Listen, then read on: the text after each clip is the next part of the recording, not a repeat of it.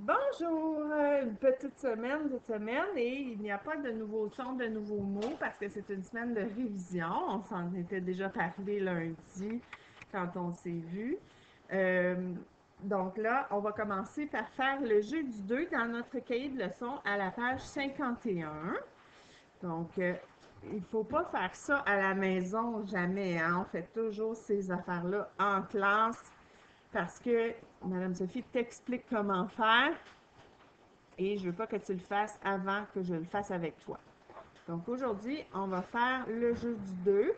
On va commencer par écrire que quand c'est le jeu du 2, les réponses sont toujours égales à 2.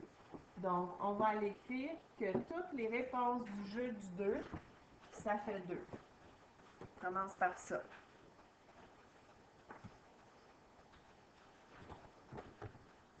Ensuite, on va regarder à gauche combien il y a de bonbons, puis à droite combien il y a de bonbons, puis c'est ça qu'on va aller écrire. Donc ici, il y en a combien? 0. Et ici, il y en a combien? 2. Donc on va écrire ça.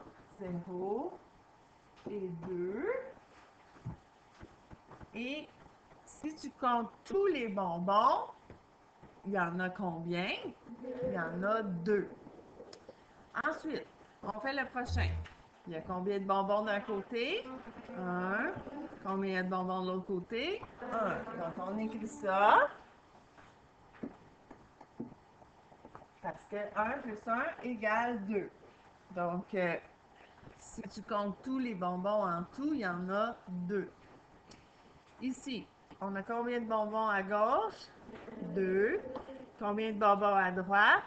0. Alors, ça fait 2 plus 0 égale 2. Donc, on a trouvé nos réponses pour les additions et en même temps, ça nous a permis de comprendre. C'est pour ça que je ne veux pas que tu le fasses à la maison avec maman, papa, tu le fais avec moi. De l'autre côté, on a les soustractions. C'est pour ça que tu vois qu'il y a des X. Au début, il y a toujours combien de bonbons? 2. Parce que c'est le jeu du 2. On commence avec 2 bonbons et ensuite, on va aller en enlever. Dans le premier, on en a enlevé combien? 0 parce qu'il n'y a pas de X. Donc, on va l'écrire moins 0. Dans le deuxième, on en a enlevé combien? On en a enlevé 1 parce qu'il y a un X. Dans le dernier, on en a enlevé combien? 2 parce qu'il y a 2 X. Donc, on a nos soustractions. 2 moins 0, 2 moins 1, 2 moins 2. Maintenant, on va aller écrire les réponses. Combien il en reste dans chaque case? Alors ici, maintenant qu'on en a enlevé 0, il en reste combien? Il en reste 2. Il ne faut pas que tu dises qu'il en reste 0. C'est pas vrai. Ils sont encore tous là parce qu'on n'en a pas enlevé. Ensuite, ici, on en a enlevé 1. Il en reste combien? 1. Ensuite, dans l'autre, on en a enlevé 2 et il en reste combien? 0 parce qu'on les a tous enlevés. Voilà. Donc ça complète le jeu du 2 dans nos petites maisons. Maintenant, tu vas recevoir tes étiquettes roses. Tu dois couper une partie pour pouvoir écrire la réponse en arrière. On écrit seulement la réponse, on n'écrit pas l'addition ou la soustraction. Tu as le droit de regarder les réponses dans ton cahier de leçons parce que c'est les mêmes. Donc, tu vas en recevoir 6 parce qu'il y en a 6. Est-ce que tu vois qu'il y a 6 additions, soustractions? Alors, tu vas recevoir 6 étiquettes roses que tu dois écrire la réponse. Alors, j'ai devant moi la lecture révision de cette semaine dans le livre de Mélissa. Donc, on peut voir en haut les sons qu'on a appris durant le mois de janvier. Il y avait la lettre G qui fait gu, gu, gu, gu, gu, ou des fois J quand elle est devant le E ou le I. Le Y aussi. Il y avait la lettre J qui fait J. Il y avait la lettre Q qui fait K. et qui est presque toujours accompagné de quelle lettre? La lettre U, qu'on n'entend pas. Ensuite, dans les sons voyelles, on avait le EU qui fait E. Et voilà. Donc là, on va aller lire les petites phrases qui posent des questions. C'est comme des petites devinettes. On va trouver les réponses en regardant les illustrations. Donc, la première phrase, qui est juste ici, concerne... Est-ce que c'est Pénélope? C'est la sœur de Pénélope parce que sa couette est ce côté-là. Donc, si sa couette est ce côté-là et qu'elle se retourne, c'est Philomène dans l'image. Et là, tu vas me dire, oui, mais c'est parce que c'est marqué Pénélope. Et tu vas comprendre quand on va lire la phrase. Alors, on va se rapprocher un petit peu. On y va, t'es prêt? On y va. La sœur de Pénélope. Ah, c'est ça. C'est parce que c'est écrit que c'est sa sœur. Donc, c'est pas Pénélope. C'est qui? C'est Philomène. Donc, on commence. La sœur de Pénélope mange un légume rouge. Donc, on voit ici son petit légume rouge qu'elle est en train de manger. On va lire maintenant la question. On sait que c'est une question parce qu'il y a un point d'interrogation. On y va. Que mange la sœur de Pénélope? Alors, qu'est-ce qu'elle mange? Un radis. Voilà. Ensuite, dans la deuxième phrase, on voit Médard qui a des petits piquants de cactus sur sa petite queue. Pauvre Médard! Hein? Alors, on va aller lire qu'est-ce que ça dit dans le texte. On y va.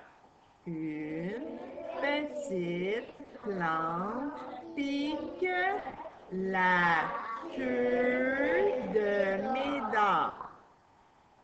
Tu vois, ça, c'était que, hein? Il y a beaucoup d'amis qui ont dit que, mais il y a un E ici, là. C'est les deux sons de la semaine dernière. Q puis EU. Donc, ben, E, c'est pas la semaine dernière qu'on a appris ça. C'est avant ça. Donc, une petite plante pique la queue de Médard. On lit la question maintenant. Quelle est cette plante? Quelle est cette plante? Un cactus. Souvent, les gens disent un cactus. C'est pas comme ça que ça se dit. Hein? C'est la lettre C qu'il y a dans le milieu du mot. Donc, c'est pas cactus, c'est cactus. OK. Dernière phrase, on voit un beau déjeuner avec un œuf et une tranche de pain avec de la confiture, puis un verre de jus. Alors, on va lire qu'est-ce qui est écrit dans la phrase. Ce matin, Mélissa mange un aliment jaune et blanc. Ah, quelle est la question? Que mange Mélissa? Elle mange un œuf. Je vais te faire remarquer quelque chose que je t'ai déjà expliqué. Quand on lit le mot ici, c'est le mot aliment. Le mot aliment commence par une voyelle. Quand on le lit tout seul, on dit aliment. Mais quand un mot commence par une voyelle, on a besoin de faire une liaison de sons. Ça veut dire que quand tu vas dire un en avant, tu ne vas pas dire un aliment. Tu vas dire quoi? Un aliment. Parce que le N du mot un, on l'entend quand on l'attache avec la voyelle. C'est pour ça que ça fait un aliment. Et si tu écris une phrase, puis qu'il y a un mot comme ça, c'est la même chose dans un ami. Quand tu écris ami, est-ce que tu mets un N au début de ami? Tu écris Nami? Ben non, parce que le N qu'on entend, c'est le N dans le mot un. C'est la même chose ici, mais on dit pas, quand on lit, on ne dit pas un aliment. On dit un aliment. Moi, tantôt, quand je l'ai lu avec toi, j'ai dit un aliment parce que je ne voulais pas te mélanger, mais c'est important de dire le N quand tu relis les deux. Je vais maintenant te faire la petite lecture cadeau du mois. Alors, ça a l'air de parler d'un bonhomme de neige. On en parle souvent des bonhommes de neige ces temps-ci, hein? Alors, c'est une histoire qui a été écrite par Conrad Huard et je vais te la lire tout de suite. Donc, c'est un cadeau parce que tu n'as pas besoin de lire, tu as seulement qu'à écouter et à comprendre l'histoire.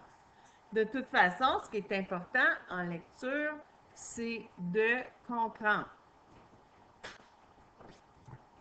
Mon fantôme de neige. Il neige! Il neige! Grand-papa, viens dehors! On va faire un bonhomme de neige! Crie Eugénie. Ah, ça me tente pas. Il fait trop froid et je suis fatiguée, répond son grand-papa. Eugénie insiste. Son grand-papa se lève. Eugénie sourit. Il a réussi à le convaincre. Ce soir-là, Eugénie et son grand-papa construisent un bonhomme de neige gigantesque. Carottes, chapeaux, balais, foulards, tout y est. Ils sont si fiers. Bonhomme aussi a l'air heureux. Il sourit. Pendant la nuit, il pleut. Oh non! Bonhomme maigri, maigri et maigri. Le lendemain matin, Bonhomme a beaucoup fondu. Il ne reste plus que la carotte, le chapeau, le balai, le foulard et 2 boules de neige aplaties. Eugénie et son grand-papa sont déçus. Il faudra recommencer au retour de l'école, soupire Eugénie. À la fin de l'après-midi, une surprise attend Eugénie et son grand-papa. Une douce neige a enveloppé Bonhomme d'un grand manteau blanc. On dirait un fantôme, dit Eugénie. Le fantôme est si amusant avec son petit bout de carotte. Eugénie et son papa sont contents. Le grand-papa chuchote à l'oreille d'Eugénie. Je pense que ton fantôme de neige est en amour avec toi lui aussi. Et voilà, c'était la petite histoire du mois de janvier, la petite histoire cadeau. J'espère que tu as aimé ça. Ça met fin à notre capsule des leçons du lundi. On se voit plus tard pour la leçon de mathématiques. Bye bye!